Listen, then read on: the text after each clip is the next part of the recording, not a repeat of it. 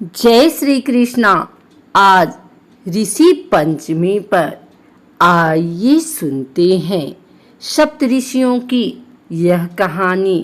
राजा दशरथ के चारों पुत्रों के गुरु थे वशिष्ठ। उन्होंने चारों राजकुमारों को राजा दशरथ से राक्षसों का वध करने के लिए मांगा था। यह वैदिक काल के प्रमुख ऋषि थे। उन्हें ईश्वर द्वारा सत्य का ज्ञान हुआ था। एक बार ऋषि विश्वामित्र वशिष्ठ के आश्रम में आए। उनका सत्कार उन्होंने कामधेनु गाय के द्वारा दिए गए भोजन, फल और दूध से किया। कामधेनु गाय को देखकर ऋषि विश्वामित्र लोभी बन गए। वे मन ही मन कामधेनु गाय को प्राप्त करना चाहते थे।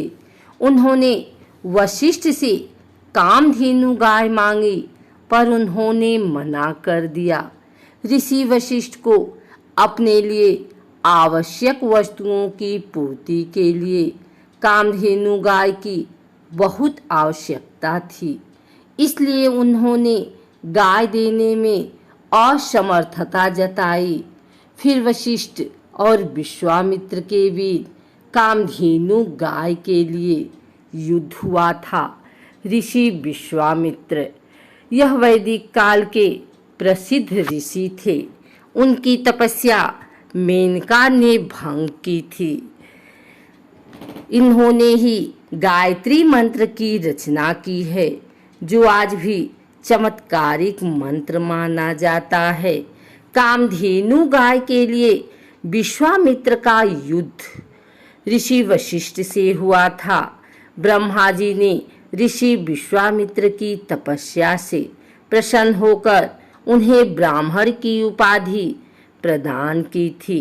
ऋषि शौनक इन्होंने एक बड़े गुरुकुल की स्थापना की थी, जिसमें 10,000 से अधिक विद्यार्थी पढ़ते थे।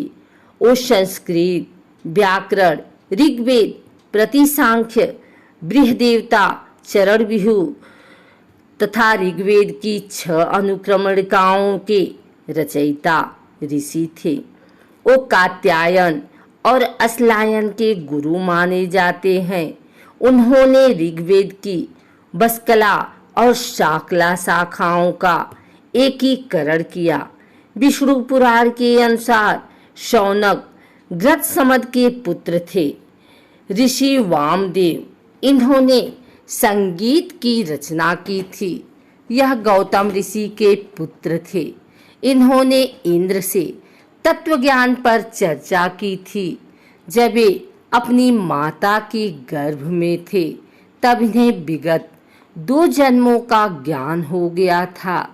ऐसा उल्लेख किया जाता है कि ऋषि वामदेव सामान्य रूप से माता के गर्भ से पैदा नहीं होना चाहते थे, इसलिए इनका जन्म इनकी माता के पेट को फाड़कर हुआ था। ऋषि अत्रि वैदिक काल के ऋषि थे। ये ब्रह्मा के पुत्र थे। इनकी पत्नी अनसुईया थी। एक बार त्रिदेव ब्रह्मा, विष्णु, महेश अनसुईया के आश्रम में गए थे। ऋषि अत्रि वहां पर नहीं थे। अनसुईया ने त्रिदेव को बालक बना दिया था। उन्होंने इंद्र, अग्नि और सत्य अन्य देवताओं को भी भजन लिखने की प्रेरणा दी थी। इनका ऋग्वेद में सबसे अधिक उल्लेख मिलता है। ऋग्वेद के 5वें मंडल को अत्रि मंडला कहा जाता है। ऋषि भारद्वाज चरक संहिता के अनुसार ऋषि भारद्वाज ने आयुर्वेद का ज्ञान इंद्र से पाया था। वे ब्रह्मा, बृहस्पति एवं इंद्र के बाद वे चौथे व्याकरण प्रवक्ता थे।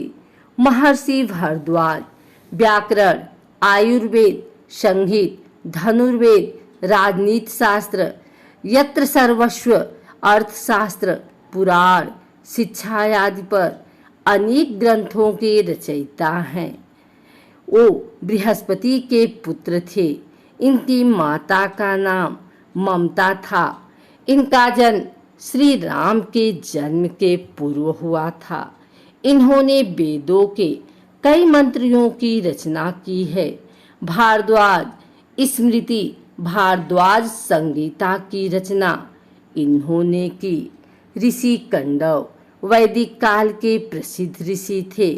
इन्होंने हस्तिनापुर के राजा दुष्यंत की पत्नी शकुंतला और उनके पुत्र भारत का पालन पोषण किया था। सोनभद्र में जिला मुख्यालय से 8 किलोमीटर की दूरी पर कैमूर श्रृंखला के शीर्ष स्थल पर स्थित कांडव ऋषि की तपस्थली है, जो कंडाकोट नाम से जानी जाती है। पंचमी वाले दिन सप्तऋषि की पूजा करनी चाहिए। सुबह स्नान कर घर की सफाई करनी चाहिए। सुरक्षित स्थान पर हल्दी, कुमकुम, रोली से चौकोर मंडल बनाकर उस पर सप्तऋषि की स्थापना करनी चाहिए। उसके बाद फूल, धूप, दीप, नैवेद्य आदि से पूजन करके मंत्र पढ़ना चाहिए। आइए जानते हैं ये सप्तऋषि कौन थे। मनुष्य जब भी अपने वैदिक इतिहास की ओर रुख करता है तो वह पता है कि हमारे धार्मिक ग्रंथों ज्ञान, अस्त्र शस्त्र, खगोल, ज्योतिष, वास्तुयोग, विज्ञान और भाषा से लेकर व्यवहार तक में ऋषि मुनियों का योगदान रहा है। इसी कारण से प्राचीन काल में ही ऋषि मुनियों को राजाओं से भी ऊपर की पदवी दी गई है।